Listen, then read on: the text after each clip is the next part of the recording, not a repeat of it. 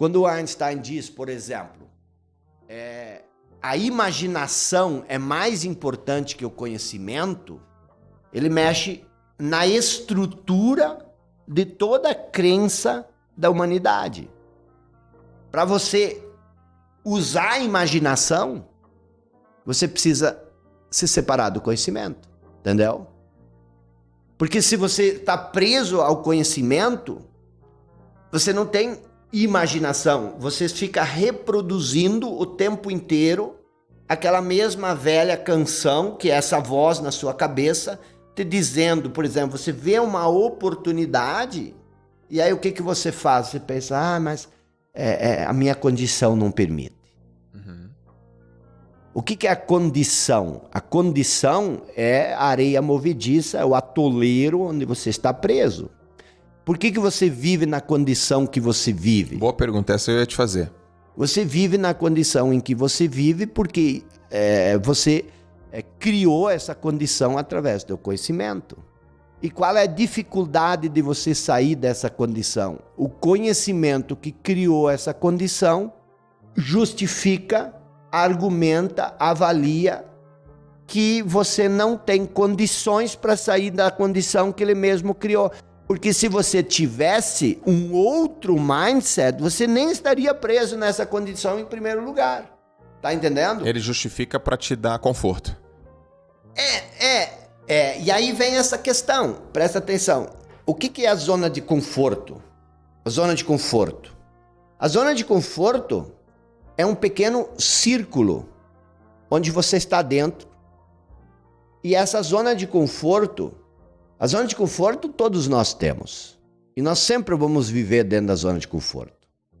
Então você está dentro desse pequeno círculo chamado conforto, que são as coisas que você se sente confortáveis fazer. Então você se sente confortável em fazer isso. Isso é a sua zona de conforto. Você está confortável em dormir todo dia até as 9 horas. Cara, levantar às 5 é um desconforto. Você se sente confortável em comer aquela torta com que tu não sabe o que é isso já, mas é uma torta com nata, chocolate branco e morango. Aquilo é delicioso. Então você está confortável em comer aquilo. E tá tudo bem.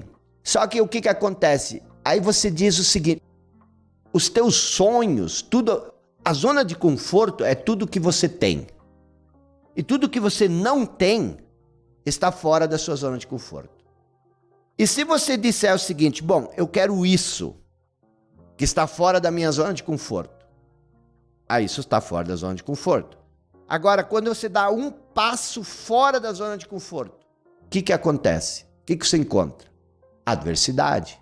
E quando você encontra adversidade, o que você faz? Você começou o regime hoje de manhã, a dieta. Eu não vou mais comer açúcar. E aí ao meio-dia você se depara com aquela torta de nata, chocolate branco e morango.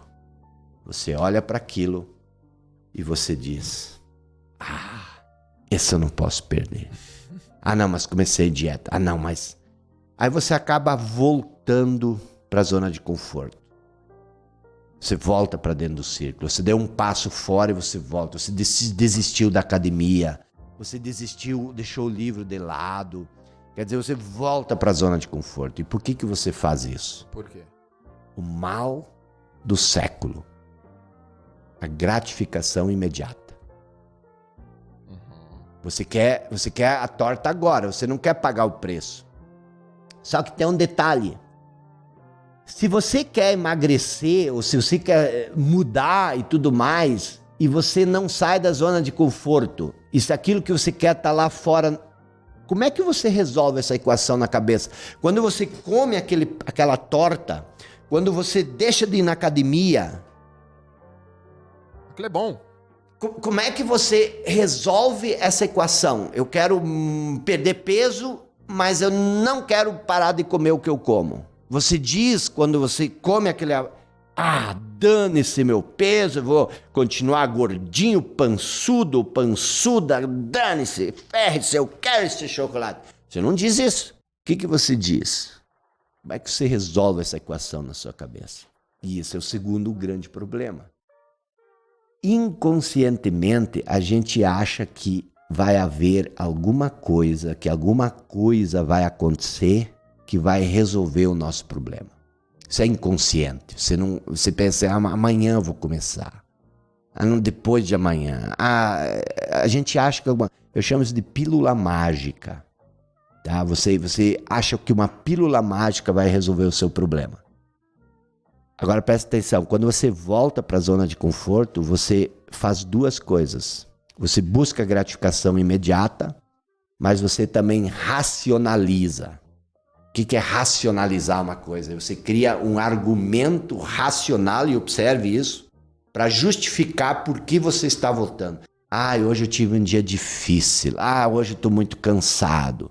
Quer dizer, a adversidade que aparece não é um jacaré, um crocodilo, um gorila, um King Kong. Aliás, deixa eu te fazer uma pergunta. Tu sabe como a gente faz amor com King Kong? Com um gorila? Sabe? Não. Do jeito que ele quer. Porque ele é maior.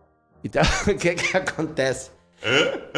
Não é o gorila que é, mas aquelas coisinhas, as justificativas, elas são que nem um gorila. Eu tô com preguiça, mas você não diz eu tô com preguiça, você diz, tô cansado.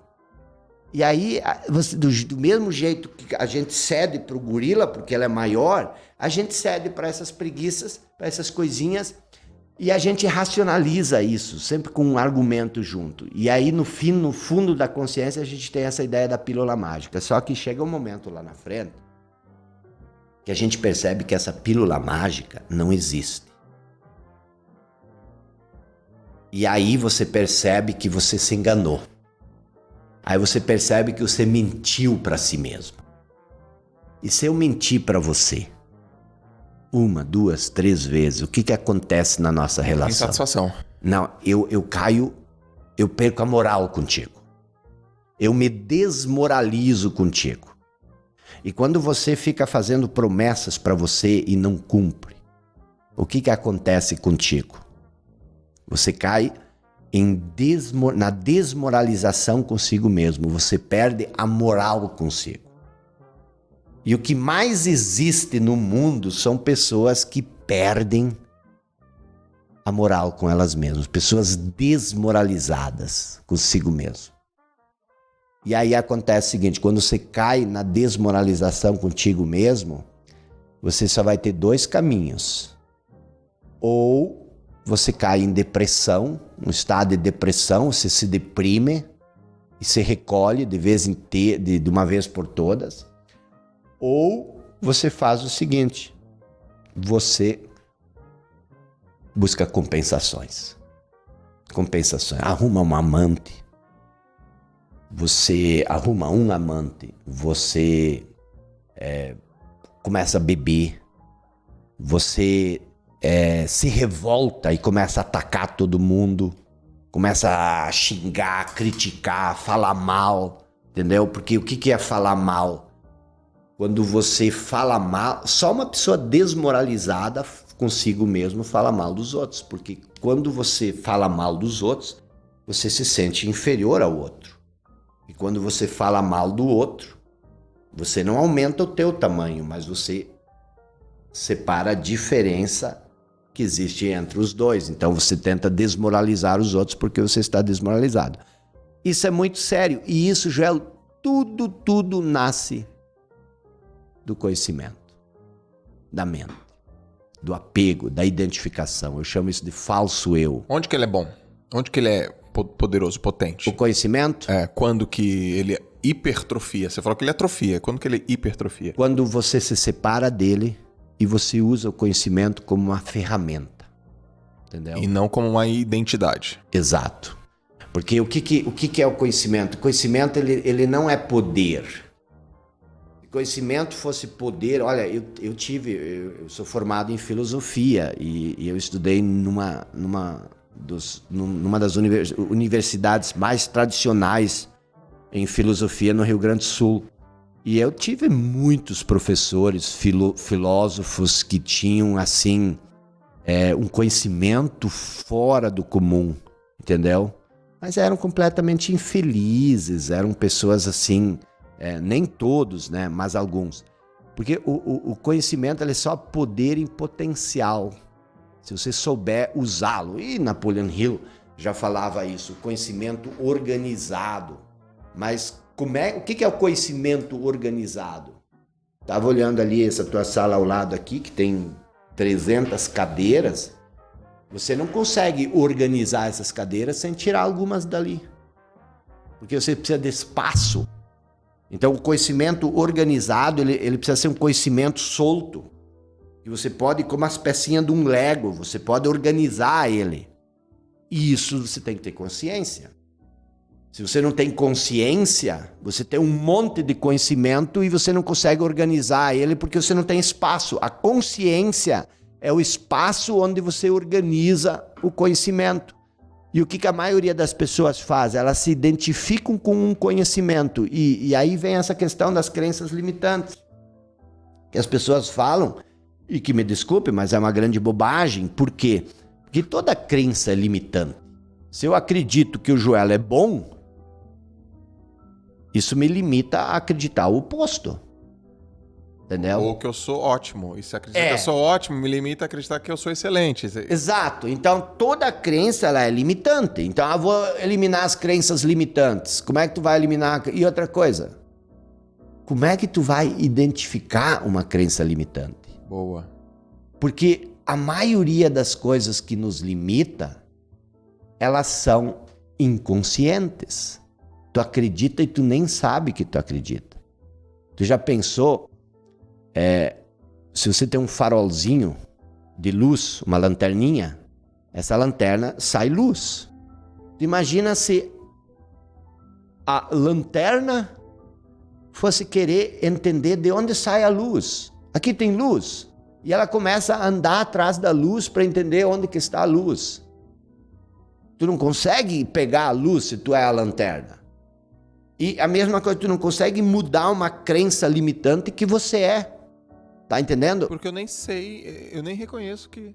Não, e assim, isso é mais... A mente fragmenta a própria mente. Então ela diz, você tem que eliminar a crença limitante. Mas como é que... A mente não é um conjunto de crenças. A mente é um nó, um emaranhado, entendeu? Tu não consegue... Então assim, isso é uma ilusão muito ingênua.